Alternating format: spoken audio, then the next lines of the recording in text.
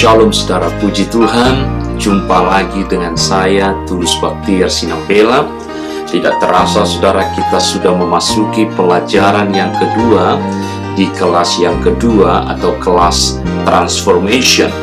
Nah, pelajaran yang kedua saudara berbicara tentang firman Allah yang menjadi manusia. Nah, kita akan masuk lebih dalam dan terus lebih dalam saudara mempelajari setiap doktrin-doktrin kekristenan. Nah, kalau saudara masih ingat pelajaran pertama di kelas yang kedua ini saudara, ada yang masih ingat judulnya apa? Berbicara tentang doa, pujian, dan penyembahan. Puji nama Tuhan. Nah, sekarang kita masuk ke dalam firman Allah saudara. Sudah kita mengerti tentang doa, sesudah kita mengerti tentang pentingnya pujian dan penyembahan. Nah, sekarang kita masuk mengenal lebih dalam tentang firman Allah. Karena saya percaya saudara, kehidupan yang tidak diisi oleh firman Allah tidak akan memberikan kekuatan makanan rohani di dalam setiap kehidupan kita. Nah, saudara, apa yang mendasari saya untuk boleh membawa topik ini, saudara, mengangkat tema ini? Ada 3 pertanyaan yang sering saya dengar, saudara, di kalangan anak-anak Tuhan. Pertanyaannya kurang lebih seperti ini. Yang pertama, saudara, bagaimana bisa, nah ini yang paling umum, saudara, Allah menjadi manusia? Mungkinkah? Saudara, mungkinkah? Bagaimana bisa Allah menjadi manusia? Nah, itu pertanyaan yang pertama, saudara. Yang kedua, orang sering bertanya, siapa sih sebenarnya Yesus? Apakah ia benar-benar manusia, saudara? Atau ia benar-benar Allah? Nah, ini pertanyaan-pertanyaan yang sering saya dengarkan, saudara. Pertanyaan yang ketiga adalah, apakah benar Yesus sudah ada sebelum dunia ada? Nah, saudara, 3 pertanyaan ini seringkali saya dengar sendiri, baik di kalangan gereja, anak-anak Tuhan, bahkan di kalangan para pengerja, saudara. Nah, saya berharap melalui pelajaran ini kita boleh mengerti, kita boleh memiliki pemahaman yang lebih melengkapi, saudara, pemahaman yang lebih komprehensif tentang firman ini.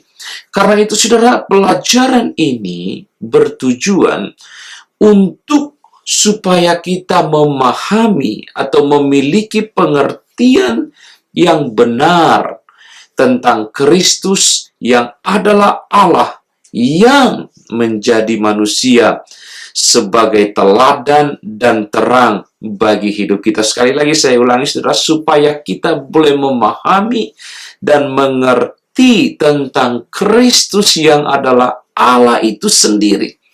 Allah yang menjadi manusia sebagai teladan, saudara, dan terang di dalam setiap kehidupan kita. Sebagai ayat pembuka, mari kita lihat, saudara, firman Tuhan Yohanes pasal yang pertama, ayat yang pertama, ayat yang sangat familiar. Saya bacakan bagi kita, dikatakan begini, saudara. Pada mulanya adalah firman. Firman itu bersama-sama dengan Allah, dan firman itu adalah Allah.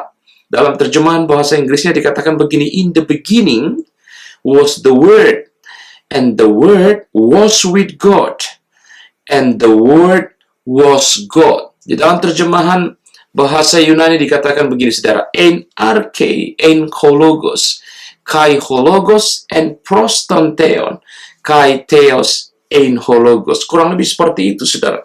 Nah, ini memberikan satu gambaran, saudara, memberikan satu pengertian sebenarnya yang sangat-sangat jelas. Dikatakan pada mulanya adalah firman. Dan firman itu bersama-sama dengan Allah. Dan dilanjutkan, saudara, dengan kalimat yang sangat-sangat kuat sekali bahwa firman itu adalah Allah sendiri. Ketika kita berbicara tentang firman, kita tidak bisa pisahkan pribadi firman itu sendiri dengan pribadi Allah, karena mereka adalah satu, saudara. Nah, kalau saudara lanjutkan di ayat yang berikutnya, ayat 14, saudara loncat. Dikatakan firman itu telah menjadi manusia dan diam di antara kita. Dan kita telah melihat kemuliaannya, yaitu kemuliaan yang diberikan kepadanya sebagai anak tunggal Bapa, penuh kasih karunia dan kebenaran. Firman itu adalah Allah, dan firman itu menjadi manusia, saudara, yang kita sebut, yang kita kenal dengan pribadi Yesus Kristus. Sampai di sana kita mengerti, saudara, bahwa keberadaan firman dengan Allah sendiri tidak bisa dipisahkan. Katakan tidak bisa dipisahkan. Tidak bisa dipisahkan. Nah, tak kalah di ayat 14, kita bisa melihat lebih rinci lagi. Firman itu, saudara, menjadi manusia, menjadi Yesus. Jadi firman adalah Allah, firman menjadi manusia Yesus. Firman itu adalah Allah, Yesus adalah Allah. Itu Trinitas, saudara. Itu Trinity yang seringkali orang tidak pahami dengan benar.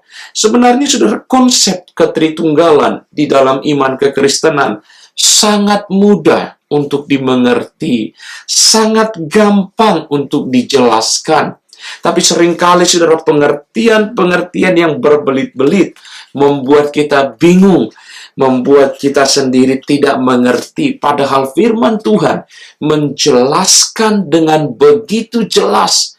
Firman bersama-sama dengan Allah, dan firman itu adalah Allah. Dan kemudian ayat 14, firman itu menjelma menjadi manusia dan diam di antara kita, yaitu pribadi Yesus sendiri.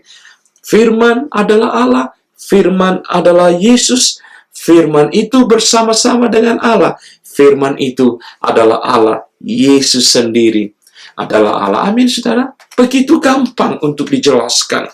Sederhana sekali, saudara. Nah, saya berharap sesudah kita mendapatkan pengantar ini, saudara, tidak ada lagi kebingungan di antara kita. Amin, saudara. Sehingga tak kala ada orang-orang atau pihak-pihak yang mencoba untuk membingungkan saudara tentang konsep ketritunggalan, saudara bisa menjelaskan dengan cara yang sangat sederhana sekali. Puji nama Tuhan. Nah, kita akan belajar lebih dalam, saudara. Mengapa Allah menjadi manusia? Ini pertanyaan yang sangat penting.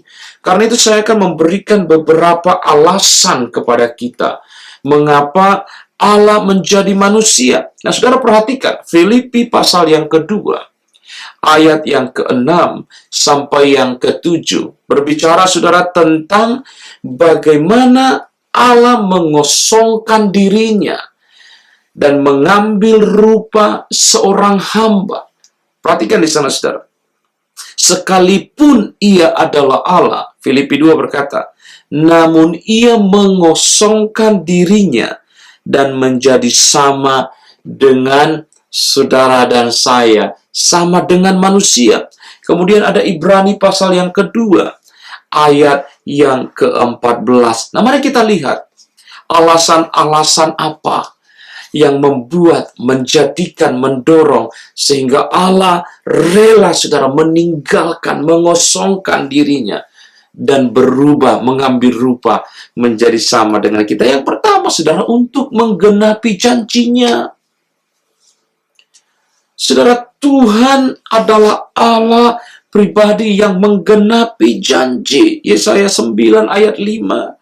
Yesaya pasal yang ke-7 ayat 14. Setiap janjinya pasti digenapi. Karena dia adalah pribadi yang tidak pernah bisa mengingkari janji. Amin, saudara. Janji Tuhan, ya dan amin. Manusia bisa lupa akan janjinya, saudara. Tapi Tuhan tidak pernah lupa. Karena itu, saudara, apa yang sudah dia janjikan melalui nubuatan daripada nabi-nabi di perjanjian lama, Alkitab berkata, Tuhan harus genapi. Ketika dia berjanji tentang janji penebusan, janji pelepasan, saudara, dia lakukan melalui pribadi anaknya, Tuhan Yesus Kristus. Amin, saudara. Itu alasan yang pertama untuk menggenapi janji Tuhan bagi setiap kehidupan kita. Amin, saudara. Puji Tuhan. Janji yang kedua, saudara, alasan yang kedua, kalau yang pertama tadi untuk menggenapi janjinya, yang kedua, untuk memberikan teladan, saudara, tentang hidup kudus. Saudaraku, ia memberi bukti bahwa dengan pertolongan Dia, kita bisa hidup kudus sepanjang hidup kita. Saudaraku, ada orang berkata bahwa bagaimana mungkin kita bisa hidup kudus. Saudaraku, dengan kekuatan kita, betul kita tidak akan bisa. Tapi kalau firman Tuhan berkata, kuduslah engkau, sebab aku kudus. Artinya apa, saudara? Tak kala Tuhan sudah menguduskan kita oleh kuasa darahnya. Artinya apa? Tuhan memberikan kita ability, kemampuan untuk bisa hidup di dalam kekudusan. Bukan karena kekuatan daging kita lagi, saudara, tetapi karena kasih karunia Tuhan yang memampukan kita untuk hidup di dalam kekudusan. 1 Petrus 1 ayat 15, 1 Yohanes 2 ayat 6, Ibrani pasal 12 ayat 14 berbicara tentang teladan untuk hidup di dalam kekudusan. Alasan yang ketiga, saudara, untuk menyatakan Bapa. Nah, ini saya mau bahas agak sedikit lebih dalam, saudara. Saudara, Alkitab berkata bahwa tidak ada orang yang bisa melihat Allah. Tapi Yesus berkata kepada murid-muridnya, barang siapa melihat Anak, barang siapa melihat Yesus, dia sudah melihat Bapa. Amin, saudara. Artinya apa? Kehadiran Yesus secara fisik di dalam tubuh kemanusiaan untuk menyatakan kepribadian Allah Bapa yang tidak terlihat di dalam pribadi Yesus yang bisa dilihat dengan mata jasmani, saudara. Artinya, saudara, wujud yang invisible dari God, dari Allah Bapa, bisa diwujud nyatakan di dalam pribadi Yesus yang terlihat. Amin, saudara. Karena itu, saudara, kita tak kala kita melihat Yesus, tak kala kita menyaksikan Yesus, Alkitab berkata, engkau sudah melihat Bapa. Karena tidak ada satupun yang bisa datang atau menyaksikan Allah kecuali Dia yang datang dari Bapa itu sendiri. Amin, saudara. Ini jelas sekali. Jelas sekali, saudara. Tidak ada yang bisa menyaksikan Allah kecuali Dia yang datang dari Allah itu sendiri. Yesus adalah pribadi Allah yang menjelma menjadi manusia. Ingat, saudara, tadi Filipi 2 ayat 6-7 dikatakan Dia mengosongkan dirinya dan mengambil rupa sebagai hamba dan diam di antara kita. Amin, saudara. Alasan yang berikutnya, mengapa Allah menjadi manusia. Yang keempat, menghapus dosa kita. Saudaraku, zaman perjanjian lama identik sekali dengan korban. Ya, Alkitab mencatat, saudara, khususnya di kitab-kitab Musa, ya, Imamat, Bilangan, Ulangan, semua menggambarkan tak kala kita melakukan dosa, melakukan pelanggaran, kekejian di hadapan Tuhan, saudara, Allah mengajarkan, meminta, menyuruh umatnya untuk apa? Mengadakan korban sembelihan, korban penghapusan dosa. Tapi ingat, saudara, korban di dalam perjanjian lama tidak akan pernah bisa menghapus dosa. Darah binatang yang ditumpahkan itu untuk menutupi dosa yang dilakukan oleh manusia. Darah Kristus bukan hanya untuk menutupi, mengcover murka Allah terhadap orang yang melakukan. Alkitab berkata bahwa melalui pengorbanan darah Kristus, dosa-dosa kita diampuni, saudara. Jadi bukan hanya ditutupi lagi, tetapi dosa saudara dan saya dihapuskan. Alkitab berkata, putih seperti salju. Amin, saudara. Timbul pertanyaan di hati saya, jika bukan Allah sendiri Adakah pribadi di dunia ini yang sanggup untuk berkata, dosamu sudah diampuni? Ada, saudara? Tidak ada satupun. Sebutkan satu nama nabi atau oknum atau pribadi yang pernah muncul di dalam sejarah kerohanian, keagamaan yang bisa berkata dosamu sudah diampuni, kecuali Kristus sendiri, kecuali Yesus sendiri. Itu sebabnya, saudara, dia Allah. Hanya Allah yang sanggup mengampuni dosa. Hanya Allah yang sanggup menghapus dosa. Tapi Kristus berkata, dengan darahnya yang tidak pernah tercemar oleh dosa-dosa kita, oleh karena dia, saudara, dosa-dosa kita diampuni, dan karya penebusannya menyelamatkan kita. Ibrani 9 ayat 26, 1 Yohanes ketiga ayat yang kelima. Paham sampai di sana, saudara? Ya, yang pertama tadi menggenapi janji. Yang kedua, memberikan teladan untuk hidup kudus, karena tanpa kekudusan kita tidak akan pernah lihat Allah, saudara. Yang ketiga, menyatakan pribadi Allah sendiri, pribadi yang tidak kelihatan di dalam pribadi Yesus yang terlihat. Yang keempat, menghapus dosa. Dan alasan yang terakhir, saudara, untuk membinasakan atau menghancurkan pekerjaan iblis. Ibrani 2 ayat 14, 1 Yohanes 3 ayat yang kelima, dikatakan begini, saudara, bersama dia kita mempunyai kuasa untuk melawan dan mengalahkan kuasa jahat. Di dalam dia, di dalam Yesus, kita memperoleh jaminan kemenangan atas segala pergumulan iman dan kehidupan kita. Amin, saudara. Kita berkata, jika Allah di pihak kita, amin, siapakah yang dapat melawan kita? Tidak ada, saudara. Amin, saudara. Segala perkara dapat kutanggung, kata firman Tuhan, di dalam dia, di dalam Yesus yang memberikan kekuatan di dalam setiap kehidupan kita. Puji nama Tuhan. Saudara, ini luar biasa alasan-alasan yang bisa diterima oleh akal pikiran manusia. Tuhan kerjakan. Nah, kalau orang berkata, mengapa Allah harus menjadi manusia?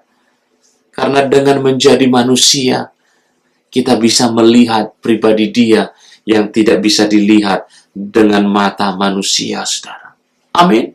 Saya berdoa, saudara, supaya sampai di sana Bapak Ibu Saudara sekalian bisa mengerti. Kalau saudara punya pertanyaan, saudara bisa kasih komen atau pertanyaan di bawah channel YouTube kita atau di Facebook kita, saudara. Atau saudara bisa bertanya kepada para gembala, saudara, hamba-hamba Tuhan yang ada di gereja, saudara. Saya percaya mereka bisa menjawab. Tetapi kalau saudara belum puas, silakan tulis di sana. Saya akan berusaha untuk merespon, memberikan jawaban yang terbaik, saudara, untuk bisa membantu kita mengerti lebih dalam lagi tentang kebenaran firman Tuhan. Sekaligus saya mengingatkan, saudara, video ini free.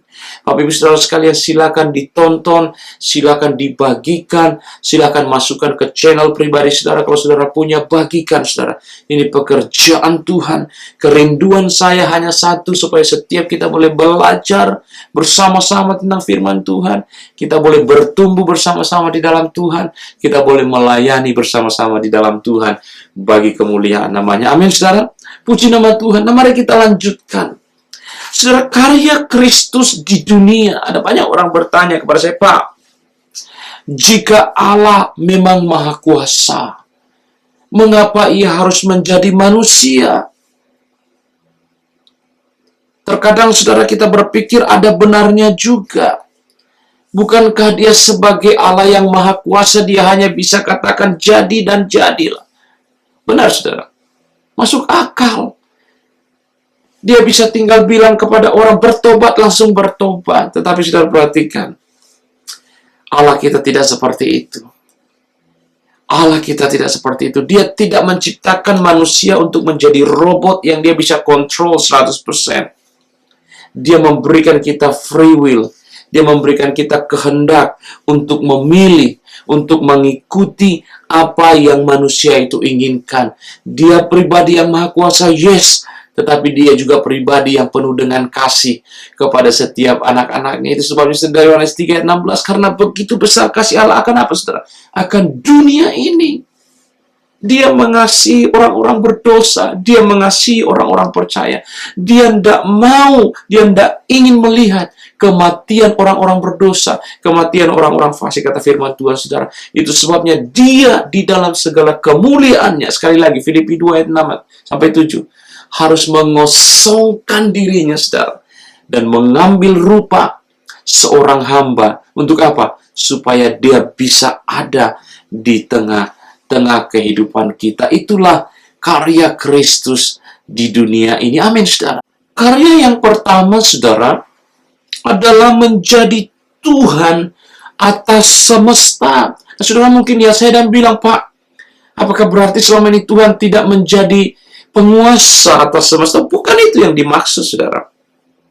Ia adalah bagian dari kesatuan Allah yang kita kenal dengan Tritunggal, pencipta langit dan bumi serta segala isinya, dan seluruh makhluk hidup di dalamnya. Efesus 1 ayat 22, saudara. Dia ingin menyatakan kepribadian, sekali lagi, saudara.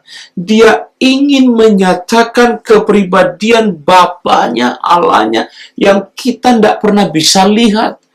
Sehingga apa, saudara? Sehingga kita bisa mengenal pribadi Bapa di dalam Kristus Yesus. Amin, saudara. Ini jelas sekali. Nanti kita akan bahas lebih dalam, saudara, ya. Yang kedua, menjadi satu-satunya keselamatan bagi manusia. Nah, kalau Bapak Ibu Saudara sekalian masih ingat pelajaran di kelas yang pertama tentang keselamatan, saya pernah singgung. Ada banyak orang berkata, saudara, bahwa jika kita mengaku bahwa hanya Yesus jalan keselamatan, bukankah iman kekristenan terkesan seperti egois? Saudara, ini bukan masalah egois atau tidak.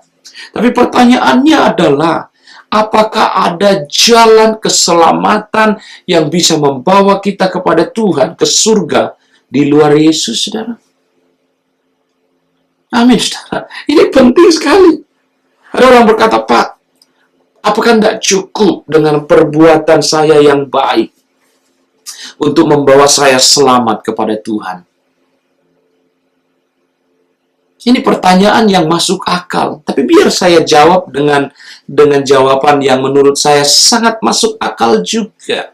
Mari kita hitung, saudara, sebelum kita lihat nanti hasilnya. Nah, Bapak Ibu Saudara sekalian, bukankah Allah kita Allah yang kudus? Saya percaya saudara dan saya setuju, benar? Ya, kalau surga, saudara, tidak, berapa persen kira-kira dosa bisa diterima di surga? Dari 0 sampai 100? 0%. Saya setuju dengan Anda. Artinya di surga, saudara, sekecil apapun dosa tidak akan bisa diterima. 0%. Nah, saudara, sekarang saya tanya, Bapak Ibu Saudara sekalian, orang yang paling baik di dunia ini yang pernah ada, sebutlah namanya, misalkan si A, Mr. A. Orang yang paling baik, paling saleh di dunia. Setiap hari, dia hanya bisa bikin dosa satu saja, saudara. Amin. Ini orang saleh, cuma bikin satu dosa saja. Mungkin kalau Pak Tulus, mungkin bikin dosa 100 satu hari, saudara. Tapi ini orang cuma satu. Sekarang mari kita hitung, saudara.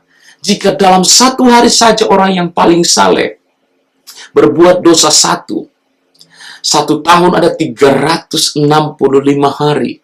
Saya sekarang berusia 41 tahun. Saudara bisa bayangkan, 41 dikali 365 hari, atau 365 dosa. Berapa banyak sudah dosa orang itu? Pertanyaannya, bisa enggak dosa sebanyak itu membuat Anda masuk ke dalam surga?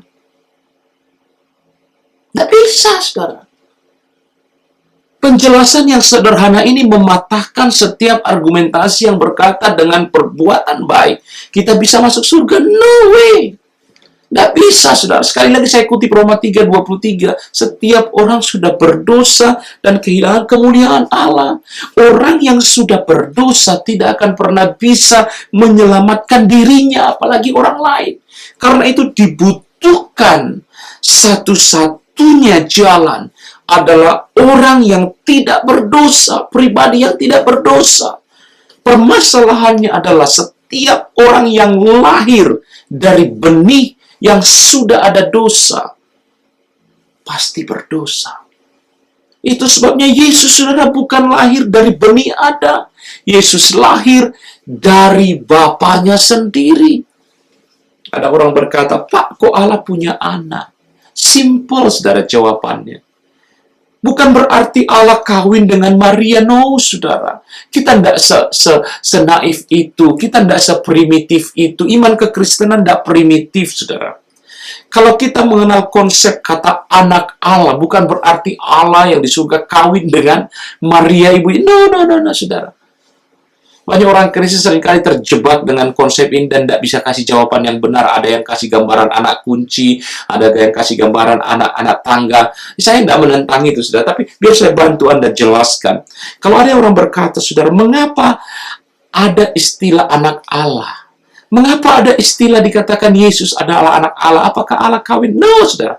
Jawabannya sederhana begini.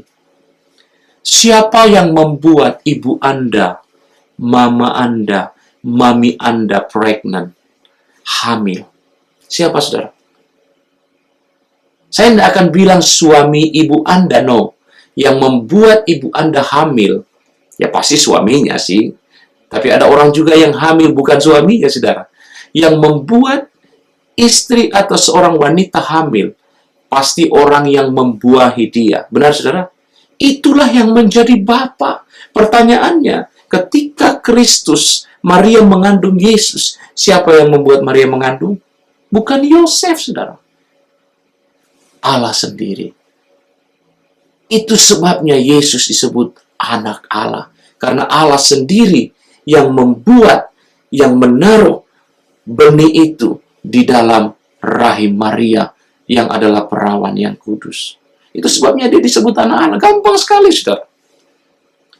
Menjadi satu-satunya keselamatan bagi manusia. Itu karya Kristus di dunia ini. Pepatah berkata ada banyak jalan ke Roma, setuju, saudara. Tetapi cuma ada satu jalan keselamatan, yaitu di dalam Kristus. Yohanes 14 ayat 6. Akulah jalan dan kebenaran dan hidup. Amin, saudara. Tidak ada satupun yang sampai kepada Bapa ke surga kalau tidak melalui Yesus. Luar biasa, saudara. Karya yang ketiga, dia menjadi kepala gereja. Matius 16 ayat 18, Efesus 4 ayat 16, Efesus 5 ayat 23. Yesus sendirilah yang menjadi kepala gereja. Dia yang membangun gerejanya. Dia berkata kepada Petrus, di atas batu karang ini aku mendirikan jemaatku. Dan alam maut pun tidak akan pernah bisa, saudara, untuk menguasainya. Amin. Saudara, Kristus menjadi kepala atas gereja. Itu sebabnya kita menjadi pengikut-pengikut Kristus. Amin, saudara. Karena itu kita sebagai pelayan-pelayan Tuhan sebenarnya tidak punya hak untuk mengklaim bahwa jemaat yang kita gembalakan atau layani adalah jemaat kita. Tidak ada hak, saudara. Karena apa? Karena bukan kita yang punya, saudara. Yang punya Dia. Yang punya Yesus. Amin, saudara. Dialah kepala gereja. Dia yang empunya gereja. Yang keempat, karya yang lain, saudara. Memberi kita hidup dan pengharapan. Hari-hari ini, saudara, kata pengharapan menjadi kata yang susah untuk kita hidupi, tetapi sebenarnya kita membutuhkan itu. Karena hari-hari ini, saudara, sepertinya hari-hari yang sangat berat untuk berharap.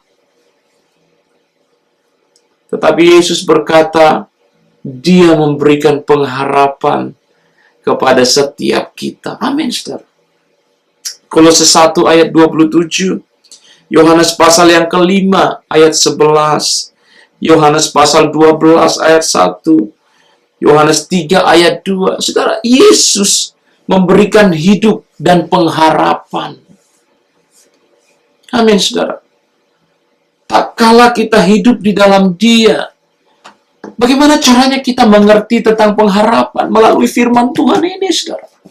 Firman ini mengandung janji-janji Tuhan. Itu sebabnya dikatakan perjanjian yang lama dan perjanjian yang baru. Karena buku ini adalah buku perjanjian, saudara. Dia juga menjadi imam besar dan pengantara bagi kita. Yes.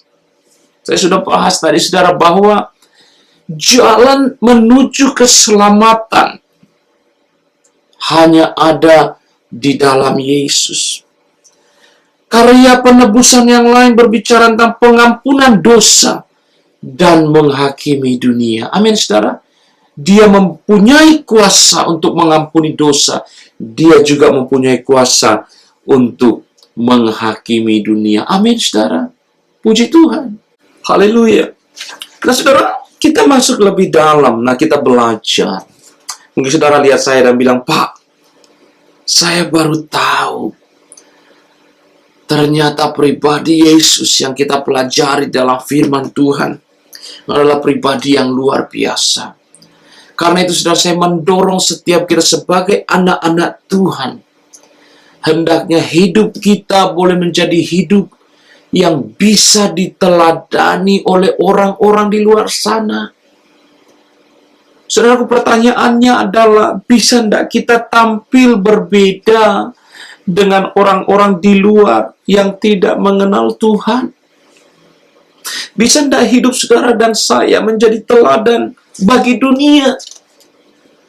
Atau jangan-jangan saudara yang ikut-ikutan dengan dunia? Atau jangan-jangan saudara, hidup saudara sama dengan dunia? Atau jangan-jangan saudara, hidup saudara lebih parah dari dunia? Sehingga ketika orang lihat saudara, mereka berkata, saya tidak mau jadi orang Kristen. Kalau orang Kristen ternyata seperti itu. Wow, saudara. Alangkah memalukannya. Karena itu saya berdoa melalui pelajaran ini, kita boleh meneladani firman Tuhan, meneladani Kristus melalui kebenaran firman Tuhan ini. Teladan yang pertama, saudara, yang kita boleh pelajari adalah kasih Tuhan.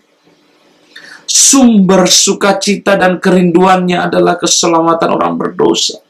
Saudara, kalau saudara perhatikan kitab Injil, Matius, Markus, Lukas, Yohanes, setiap kali, saudara, hampir setiap kali sebelum Yesus mengadakan mujizat, selalu ada kata di atas yang berkata begini, maka tergeraklah hatinya oleh belas kasihan. Saudaraku, Allah kita, Yesus, saudara, adalah pribadi yang penuh dengan kasih. Pertanyaannya, sebagai pengikut Kristus, sebagai anak-anak Tuhan, apakah hidupmu penuh dengan kasih, saudara? Amin, saudara. Tanyakan diri saudara. Yang kedua, kita bisa teladani ketaatannya. Saya sudah singgung berkali-kali Filipi 2 ayat 6. Dikatakan karena ketaatannya dia harus mengosongkan dirinya, mengambil rupa menjadi seorang hamba, sama seperti saudara dan saya. Amin, saudara.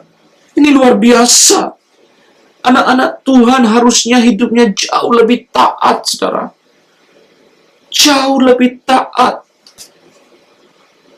Jangan menjadi orang yang rebellion, saudara. Jangan menjadi orang yang memberontak terhadap otoritas. Tidak boleh, saudara.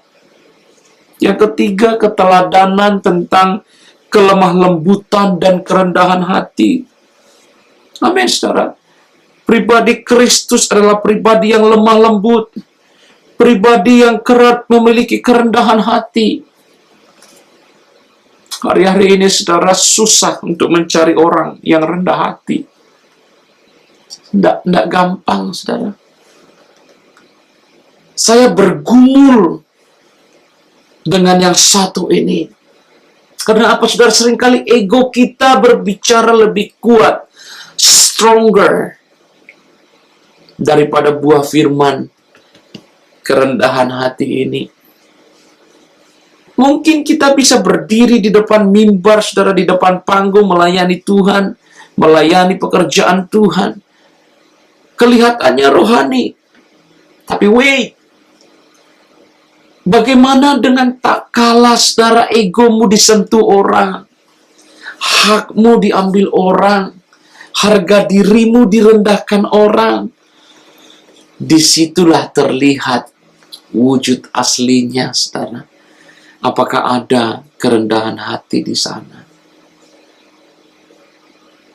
Tak kala Kristus diolok-olok, diludahi, di dalam perjalanan menuju Golgota, Via Dolorosa, Alkitab mencatat dia tidak membuka mulutnya. Dia tidak memaki-maki orang, saudara.